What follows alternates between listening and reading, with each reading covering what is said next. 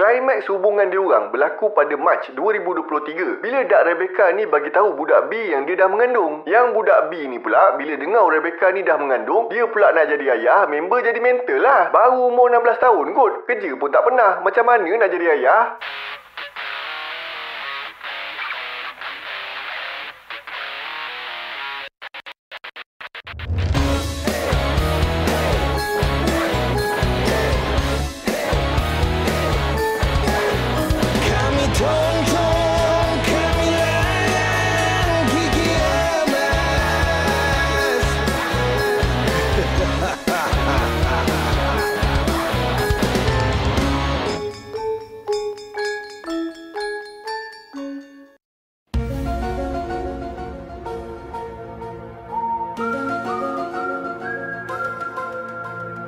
Assalamualaikum dan salam Melaka bersejarah. Alhamdulillah kita dipanjangkan umur untuk berjumpa lagi dalam video hari ini. Korang pernah tak layan movie That's My Boy lakonan Adam Sandler dengan Andy Samberg? Yang mana pernah tengok? Movie ni berkisahkan seorang lelaki yang dilahirkan hasil hubungan anak murid lelaki dengan cikgu perempuan. Lain macam kan? Nampak macam cerita ni fantasi kan? Tapi macam mana kalau aku kata benda ni terjadi dekat dalam dunia realiti? Ini hari aku nak ceritakan satu kes yang berlaku dekat UK di antara cikgu dengan anak murid dia sendiri. Rebecca Jones dilahirkan pada 30 Disember 1993. Dekat mana tu tak pasti sebab maklumat peribadi dia susah nak jumpa. Berdasarkan laporan media, mak ayah dia pengusaha kafe kecil yang menjadikan family dia kira stabil lah dari segi kewangan. Selain tu, parent dia sangat supportive pada anak-anak, terutamanya pada Rebecca. Jadi secara mudah fahamnya, Rebecca ni membesar dalam family yang sederhana tapi masih bertamadun. Tak ada langsung background family yang bermasalah ke, trauma zaman kanak-kanak ke, dia okey je. Masa zaman remaja, Rebecca dikenali sebagai seorang yang berbakat, cerdik dan ada kelebihan dalam bidang akademik. Lepas habis sekolah, Rebecca sambung belajar dalam bidang sains sukan dan senaman di peringkat ijazah. Dah habis belajar, dia join program Teach First, satu skim khas dekat UK yang melatih graduan untuk jadi cikgu. Diorang akan dihantar untuk mengajar dekat kawasan yang mempunyai sosioekonomi yang bercampur. Makna kata ada anak murid yang bapa dia kaya, ada yang miskin, ada yang biasa-biasa. Rebecca telah ditempatkan dekat sekolah menengah sekitar area Salford, Manchester. Kawasan bandar yang banyak cabaran sosial sebab kawasan ni punya kadar kemiskinan agak tinggi lah dekat UK. Pada peringkat awal, Rebecca dikatakan seorang cikgu matematik yang berdedikasi dan berpotensi tinggi. Rekod prestasi dia pun menunjukkan dia seorang tenaga pengajar yang bersemangat, penuh keyakinan dan mampu menarik perhatian anak murid. Itu dari sudut keluarga, pembelajaran dan kerjaya. Dari sudut personal, Rebecca pernah bercinta dengan someone masa dia umur 15 tahun dan hubungan tu bertahan selama 9 tahun. Pada asalnya, hubungan ni okey je tapi lama-lama dah jadi makin toksik. Rebecca ni tiba-tiba jadi jealous tak tentu pasal. Lepas tu nak kontrol hidup orang. Kau apa hal kan? Power dia pun mental lah dengan perangai dia yang membuatkan hubungan diorang jadi berantakan dan akhirnya terputus. Situasi ni yang buat mental Rebecca jadi breakdown. Benda ni berlaku pula ngam-ngam masa pandemik COVID-19 menyerang seluruh dunia. Bila berlakunya pandemik, kan budak sekolah semua belajar online termasuk le dekat UK. Tambah pula dengan tempoh PKP yang panjang. Ramai le cikgu dengan anak murid yang mengalami tekanan emosi dan rasa kesunyian termasuk le Rebecca sendiri. Member dah le tengah fresh nongging, punya lama bercinta, last-last putus juga. Bila PKP, kena pula duduk rumah sorang-sorang, tak boleh keluar. Mana letak koyak? Bulan September, sekolah dibuka semula dan Rebecca kembali mengajar dekat sekolah. Masa peringkat awal, suasana dalam kelas memang riuh semacam lah. Dah lama tak keluar kan, macam beruk lah kejap. Cuma, yang menariknya, lepas sekolah dibuka ni, budak-budak sekolah ni dah jadi makin berani untuk cakap benda yang bukan-bukan pada cikgu. Mungkin sebab lama now duduk dekat rumah, hari-hari adab handphone je. Bila ada apa-apa posting ke apa ke, dia komen atau kecam orang ikut suka hati dia. Tak ada orang pantau. Lama-lama, dia dah terbawa-bawa perangai tu masuk ke dunia sebenar. Apa yang berlaku ialah beberapa anak murid lelaki Rebecca start bagi komen yang berunsurkan seksual dekat Rebecca. Kalau nak ikutkan etika pendidikan dekat UK, cikgu kena hentikan perbuatan ni serta-merta sebab perbuatan tu dah melampaui batas seorang murid. Sayangnya Rebecca ni biarkan je. Kadang-kadang tu dia siap respon balik, siap dengan nada suara yang menggoda bai. Sikap Rebecca ni secara tak langsung dah menormalisasikan interaksi yang melanggar sempadan profesional antara cikgu dengan anak murid. Murid-murid dia start panggil Rebecca dengan beberapa gelaran Antaranya Bunda Becky yang merujuk kepada bentuk badan Rebecca. Sekali lagi, Rebecca biarkan je perbuatan anak murid dia ni. Benda ni dah membuatkan murid-murid dia pandang dia sebagai seorang wanita yang boleh kena makan, bukan lagi dalam kapasiti seorang cikgu. Pada 11 Oktober 2021, Rebecca dah buat something yang dah buka pintu salah laku yang besar. Masa kelas matematik, dia pergi tulis 9 digit pertama nombor telefon dia dekat papan putih. Dia sengaja biarkan 2 digit akhir tu kosong untuk dijadikan teka-teki matematik dekat murid-murid dia. Muncullah budak A, seorang pelajar lelaki berusia 15 tahun. Try macam-macam kombinasi nombor sampailah dia dapat nombor telefon Rebecca. Tindakan ni nampak macam aktiviti biasa, tapi sebenarnya dah buka ruang komunikasi peribadi antara cikgu dengan murid. Bila dah dapat nombor, apa lagi? Budak A ni pun hantarlah mesej. Borak punya borak, lama-lama dah jadi borak yang private dan menggoda. Dan diorang pindah pula ke Snapchat, satu platform yang famous dengan function yang melupuskan mesej bila dah baca. Alah, macam WhatsApp punya function tu lah, mesej boleh buka sekali tu je. Jadi mudahlah diorang ni nak berkomunikasi tanpa dikesan. Beberapa hari lepas tu, pada 15 Oktober 2021, Rebecca dengan budak A ni pergi dating dekat Trafford Center, shopping mall yang famous dekat Manchester. Rakaman CCTV dah mengesahkan kehadiran diorang dekat mall tu. Masa dekat kedai Selfridges, Rebecca belikan tali pinggang Gucci yang bernilai lebih kurang RM2,000 untuk dijadikan hadiah kepada budak A. Kalau ikutkan, hadiah mewah ni adalah corak tipikal nak grooming budak tau. Sebab hadiah mewah ni akan buatkan mangsa rasa special, dihargai dan rasa terikat dengan emosi. Lepas tu, diorang balik ke apartmen Rebecca. Masa ni, berlakulah hubungan antara murid dengan cikgu yang aku rasa tak perlu aku nak huraikan, korang faham lah sendiri. Inilah titik permulaan Rebecca cross borderline yang paling serius sebagai seorang cikgu. Yang lagi tak boleh belah, esoknya Rebecca siap bagi kunci rumah dia dekat budak A. Tindakan ni menunjukkan satu bentuk ikatan kepercayaan dan akses istimewa yang diberikan kepada budak A. Bahasa mudah fahamnya, Rebecca nak bagi tahu budak A ni yang kau dah jadi sebahagian hidup aku. Diorang pun melalui pelayaran cinta yang terlarang ni dengan penuh asyik. Sayangnya, mak budak A ni start sharp something wrong bila dia nampak ada love bite dekat leher anak dia. Yang Rebecca ni pun satu bingai, buat kerja tak clean. Janganlah buat benda yang berisiko untuk orang nampak. Kabar angin pasal hubungan budak A dengan Rebecca pun mula tersebar dekat sekolah. Sampailah berita tu jadi perhatian management sekolah. Satu aduan rasmi telah dibuat dan pihak polis pun jalankan siasatan.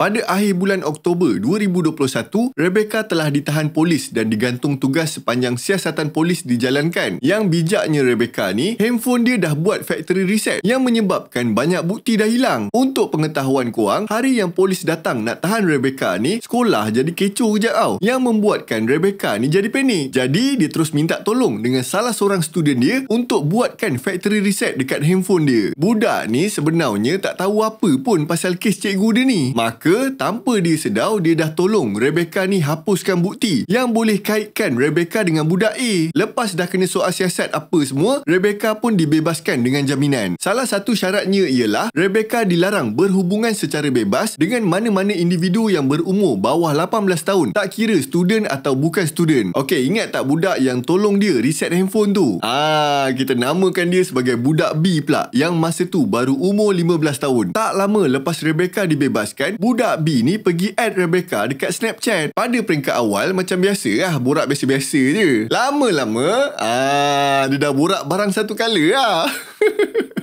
Hubungan dalam Snapchat ni berlarutan dalam tempoh yang lama. Satu hari, masa nak sampai birthday ke-16 budak B ni, diorang dah start dating dan melakukan hubungan satu kala yang terlarang. Bahasa mudah fahamnya, Rebecca ni dah buat hal lagi lah. Tak tahulah apa masalah dia ni kan. Kalau ia pun frust dengan power lama, carilah pengganti lain, cari yang lebih tua ke. Ini cari budak-budak, engkau dah kenapa? Bila budak ni dah masuk umur 16 tahun, hubungan diorang makin berkembang. Budak B ni dah makin kerap datang apartmen Rebecca. Diorang ni betul-betul macam orang tengah kemauk bercinta tau. Walaupun budak B ni dah mencapai umur yang dibolehkan untuk melakukan hubungan intim, undang-undang dekat UK ada frasa tambahan bila melibatkan kuasa dan amanah. Cikgu ni dianggap ada kuasa, pengaruh dan tanggungjawab pada anak murid. Kalau cikgu atau bekas cikgu tu ada hubungan dengan pelajar berumur bawah 18 tahun, walaupun budak tu setuju, hubungan tu dianggap penyalahgunaan amanah atau abuse of position of trust. Jadi, hubungan dan perbuatan Rebecca dengan budak B ni masih masih dikira salah dari segi undang-undang. Makin lama, Rebecca dah start tunjuk perangai toksik dalam hubungan dia dengan budak B. Dia paksa budak B ni bagi password semua social media dia, check handphone, tiba-tiba VC konon-konon nak buat spot check. Tak pun, tiba-tiba sampai dekat lokasi budak B ni, nak tengok budak B ni tengah buat apa, dengan siapa. Yang paling tak boleh belah, Rebecca dah start jadi orang yang cemburu buta, jealous tak tentu pasal. Budak B ni dah makin stres, tapi dia sendiri tak tahu apa yang dia rasa tu betul ke tak. Kau faham tak? Dia ni budak, dia sendiri tak tahu nak bezakan sama ada perangai kau ni toksik ke atau perangai dia yang tak cukup matang. Jadi, oleh kerana kau jauh lebih tua daripada dia, bila kau cakap, dia akan anggap yang kau tu betul, tak ada banyak bunyi. Oleh kerana dia takut dia tak jadi partner yang baik, dia pun layankan je perangai Rebecca ni, walaupun dia sendiri rasa stres. Momen perkahwinan ni sekali je seumur hidup, tapi gambar, video boleh simpan sampai bila-bila. Kita orang ni bukan sekadar ambil gambar, kita capture setiap momen dari air mata nikah sampai senyuman pertama si comel masa akikah. Fotografer kita semua berpengalaman, dah bertahun handle wedding. Bukan jenis ini hari baru beli kamera terus claim dah jadi fotografer profesional. Tak tahu posing? Jangan risau, kita akan bagi posing yang terbaik ikut vibe majlis korang. Tone editing kita pun bukan biasa-biasa, fresh, artistik dan ikut trend terkini. Bukan guna filter zaman Jepun punya. Majlis tunang, bersanding, birthday, combo, dinner, semua kita boleh cover. Nak momen lagi banyak, lagi padu, ambil package 2 fotografer kalau ada bajet lebih lah. Sebab lagi banyak angle, lagi kreatif gambar tu. Nak pula untuk majlis yang dekat dalam dewan. Ramai tau klien kita orang cakap, bila tengok gambar dia orang, terasa nak bersanding lagi sekali. Tempah awal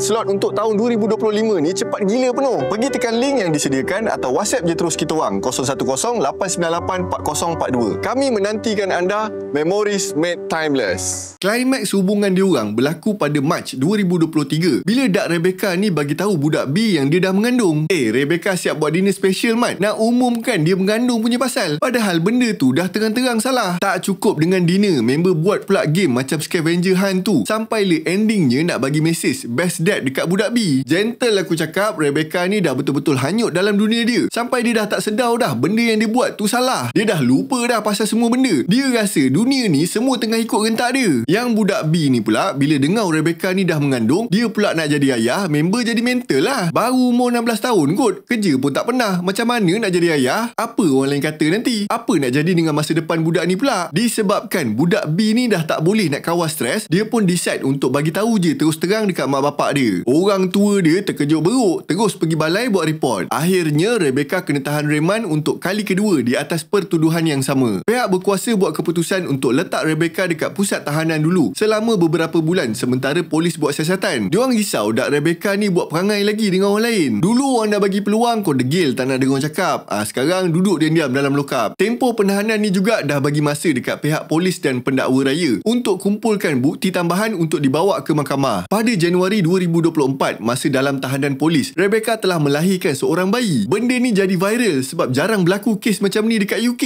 Kelahiran baby ni dah merumitkan lagi kes Rebecca. Sebab sekarang ni bukan setakat kesalahan undang-undang lagi dah, tapi dah melibatkan hak penjagaan dan pembesaran budak tu pula. Lepas baby tu dilahirkan, baby tu ditempatkan di bawah pengawasan Pusat Kebajikan Kanak-kanak demi nak memastikan baby tu selamat dari segala risiko yang mungkin berlaku berkaitan kes tu. Lepas buat penilaian yang cukup mendalam, Pusat Kebajikan decide nak bagi hak penjagaan baby tu dekat budak B dan mak ayah dia. Keputusan ni dibuat lepas pertimbangkan family budak B ni lebih stabil kalau nak dibandingkan dengan Rebecca yang tengah ada banyak kes mahkamah. Walau bagaimanapun, mahkamah bagi kebenaran pada Rebecca untuk melawat baby tu dengan syarat kena ada pegawai kebajikan atau pihak berkuasa yang pantau dia masa lawatan tu. Mahkamah pun tak nak le putuskan hubungan anak dengan mak dia, tapi dalam masa yang sama nak jaga jugalah keselamatan baby ni. Buatnya Rebecca buat perangai gang, sia-sia je. Perbicaraan Rebecca start pada Mei 2024 dekat mahkamah UK. Kes ni dapat coverage yang meluas sebab kes yang jarang-jarang berlaku. Netizen social media pun selalu berdebat tentang bias antara jantina. Diorang selalu cakap, selama ni kalau perempuan yang buat jenayah seksual, orang buat indah tak indah je. Cuba kalau lelaki yang buat, sampai nenek moyang dia kau kutuk. Rebecca telah didakwa dengan 6 pertuduhan yang mana kebanyakannya melibatkan aktiviti seksual dengan kanak-kanak. Pendakwa raya cuba tekankan yang hubungan ni bukan suka sama suka, tapi lebih kepada grooming dan eksploitasi kuasa terhadap kanak-kanak. Rebecca dah langgau amanah dia sebagai cikgu. Cara dia bagi hadiah, cara dia berkomunikasi dan paksa mangsa untuk rahsiakan hubungan tu dah menampakkan yang dia cuba nak groom mangsa-mangsa dia. Pendakwa raya juga berjaya dapatkan rakaman CCTV, rekod komunikasi dekat social media dan beberapa bahan forensik yang dijumpai dekat apartmen Rebecca Rebecca sebagai bukti tambahan. Walau bagaimanapun, pihak pembelaan cuba lawan balik dengan menuduh pendakwa raya memberikan dakwaan yang berlebihan tentang hubungan Rebecca dengan budak A. Diorang akui hubungan Rebecca dengan budak B, tapi diorang cuba tekankan yang hubungan tu berlaku lepas budak B ni berusia 16 tahun dan selepas waktu sekolah. Kalau ikutkan hujah ni, Rebecca dah terkeluar daripada pertuduhan langgau amanah seorang cikgu. Pihak pembelaan tambah lagi, Rebecca ni seorang wanita yang ada masalah emosi yang diburukkan lagi dengan tempoh pengasingan masa pandemik COVID-19.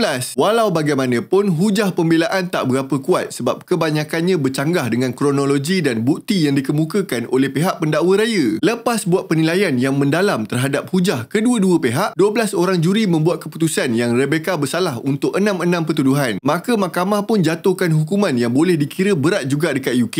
Pertama, dia kena masuk penjara selama 6 tahun 6 bulan. Kedua, dalam rekod Rebecca, dia akan dicop sebagai pesalah seksual seumur hidup. Itu bermakna lepas dia bebas nanti, pihak berkuasa akan sentiasa pantau dia. Kalau dia pergi negara lain pun, dia masuk je pintu immigration, pihak berkuasa negara tu akan terus tahu dia ni ada rekod jenayah seksual yang berat. Cerita pasal keluar negara ni, yang keempat, Rebecca diberikan Sexual Harm Prevention Order selama 10 tahun. SHPO ni adalah perintah khas yang menghadkan pergerakan, aktiviti sosial dan penggunaan teknologi tertentu demi nak mengelakkan risiko dia ulang balik jenayah yang sama. Keempat, dia dilarang untuk kontak budak A dan budak B walaupun selepas dia dibebaskan. Kelima, Rebecca diharamkan bekerja dengan kanak-kanak dan dalam bidang pendidikan. Keenam, macam aku cakap tadi, dia boleh melawat baby dia tapi dengan pengawasan pihak berkuasa. Akhir sekali, Rebecca boleh dapat parol tapi selepas 3 tahun 3 bulan dan bergantung pada penilaian pihak penjara terhadap kelakuan Rebecca dekat dalam penjara. Aku cakap kau, kena penjara tu dah satu hal, kena cop sexual predator seumur hidup tu sakit bai. So apa jadi dekat budak A, budak B, baby dengan orang lain yang berkaitan? Budak A memang koyak teruk dari segi emosi dan psikologi. Bila kes dia kantoi, member memang kena bahan teruk dekat sekolah dengan orang ramai. Lepas tu nak kena go through pula siasatan polis, memang mental. Tapi tu kira okey lagi. Budak B ni lagi teruk nak menghadap. Mental tu tak payah cakap member dah macam orang kecelaruan identiti dah. Yang tak boleh belanya, member baru 16 tahun dah kena jadi ayah dah. Kau rasa? Tak pasal-pasal, family dia pun kena terlibat sekali jaga budak tu. Cuma aku harap mak ayah budak B ni janganlah nanya baby tu pula sepanjang dia membesar. Budak tu tak minta pun dilahirkan. Dia pun tak bersalah dalam kes mak ayah dia ni. Janganlah dilepaskan geram korang dekat budak tu. Selain tu, family Rebecca sendiri pula, dia orang kena kecam teruk mat. Jangan kata dekat social media, depan-depan pun kena bai. Memang koyak dia orang. Mana taknya dia orang jaga punya le baik, sekali Rebecca ni buat hal, satu family kena tempias. Oleh itu, suka aku ingatkan, iman tak dapat nak diwarisi. Kalau dah jaga punya baik pun, kalau anak dia pilih untuk jadi syaitan, apa yang dia orang mampu buat? Selain tu, sekolah Rebecca pun kena tempias teruk. Pihak sekolah start tambah baik penguatkuasaan undang-undang keselamatan sekolah. Cikgu-cikgu pun dah start kawal hubungan dia orang dengan anak-anak murid. So itu je lah yang aku boleh kongsikan tentang hubungan terlarang seorang cikgu dengan anak murid. Aku faham yang Rebecca ni ada mental sikit bila melibatkan perhubungan intim ni. Yelah, member dah 9 tahun kot bercinta. Bila putus tu, dia punya koyak lain tau. Susah bai nak recover. Aku tak adalah pengalaman tu sebab dengan aku ni paling lama pun 3 tahun je. Itu pun sekali je. Tapi aku pernah tengok 3-4 orang kawan perempuan aku yang go through fasa tu. Bercinta dari zaman sekolah sampai zaman IPTA, sampai dah kerja. Alih-alih power dia boleh kahwin dengan orang lain, kau rasa macam mana? Teruk bai dia orang punya koyak. Ada yang sampai tersasar dari landasan, dah jadi liau teruk punya. Yang mana dapat patah balik tu okey lagi. Yang dah tak boleh patah balik ni macam mana? Walau bagaimanapun, aku tak boleh nafikan perbuatan Rebecca tu adalah jenayah berat. Teruk mana pun keadaan kau, cubalah kontrol diri kau, jangan buat benda yang salah. Andai kata kau degil juga, buatlah jenayah yang merosakkan diri kau je. Jangan tarik orang lain sekali. Faham? Cukuplah sampai situ. Kang lagi aku cakap, Kang lagi banyak aib kawan-kawan yang terlepas Kang. Kalau korang ada pendapat, pandangan, nak tambah atau nak betulkan cerita aku, korang dipersilakan tulis dekat ruangan komen. Aku nak minta maaf andai kata aku ada terkasar bahasa atau tersalah fakta. Terima kasih, jumpa lagi dalam video yang seterusnya. Assalamualaikum dan salam Melaka bersejarah.